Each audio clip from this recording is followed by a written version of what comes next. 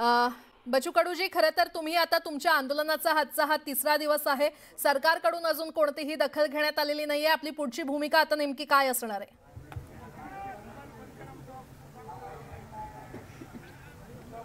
आता यानंतर जर सरकार आमचं रक्त काळाचंच ठरलं असेल, कदाचित आजचा तिसरा दिवस आहे आणि सरकार जाणीवपूर्वक शेतकऱ्याला रक्तबांबड करण्याचं ठरवलं आहे।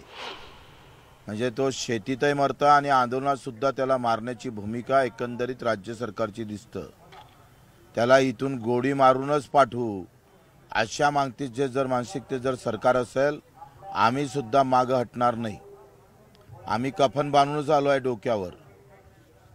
इथून जेथपर्यंत कर्जमुक्ती होत नाही ना, आम्ही मेनपाडचे असेल, दिव्यांग असेल, मच्छीमार असेल, ग्रामपंचायत कर्मचारी असेल आणि डाटा एंट्री ऑपरेटर असेल, त्यांच्या मागण्या पूर्ण केल्याशिवाय हटणार नाही।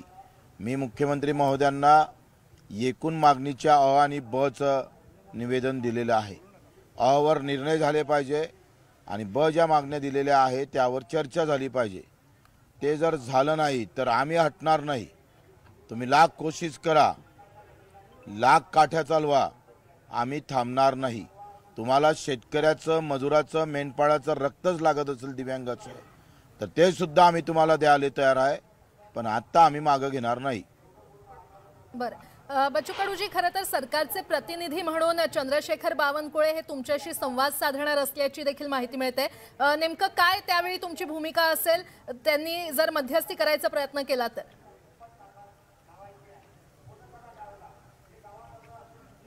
कसं आहे, आम्हाला काही आंदोलन करण्याचं काही सेवक नाही किंवा आमचा काही छंद नाही आहे। इथं रोज शेतकऱ्यांची आत्महत्या होतंय। ना सोयाबीनला भाव, ना कापसाले, ना कांद्याला, ना आम्ही पाहतो ना केळाले। कुठल्याही प्रकारच्या महाराष्ट्रात धानापासून तर चांद्यापासून तर बांद्यापर्यंत सगळा शेतकरी अडचणीत आहे। 200-200 रुपयाला 500-500 रुपये क्विंटलनं सोयाबीन विकावं लागलं। काल माझ्या हाताला ही पट्टी बांधली, आमच्या साडी कापून तिनं, त्या ताईनं आम्हाला हे बांधलेलं आहे। तिनं सांगितलं माझ्या नवऱ्याची आत्महत्या थांबवायची असन तर आंदोलन आम्ही पाहतोय निर्णय घेऊनच वापस या, नाही तर घेऊ नका।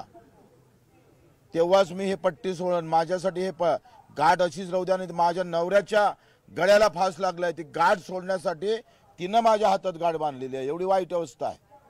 3-4 लाखाचं कर्ज त्याच्या डोक्यावर असताना आता सगळ्याच इकडे नुकसान झालं। कसं भरणार आहे तो? काय अवस्था आहे दुसरी? आमच्या काय 2 नंबरचे धंदे आहेत शेतकऱ्याचे?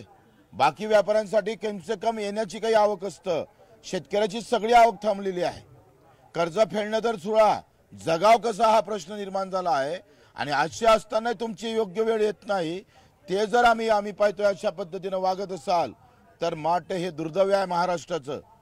तुम्ही मुख्यमंत्री असणं हे दुर्दैव ठरू देऊ नका। हे पुण्याचं काम आलंय, ते पुण्याचं काम करा, नाहीतर गावागावातला शेतकरी पेटून उठल्याशिवाय राहणार नाही।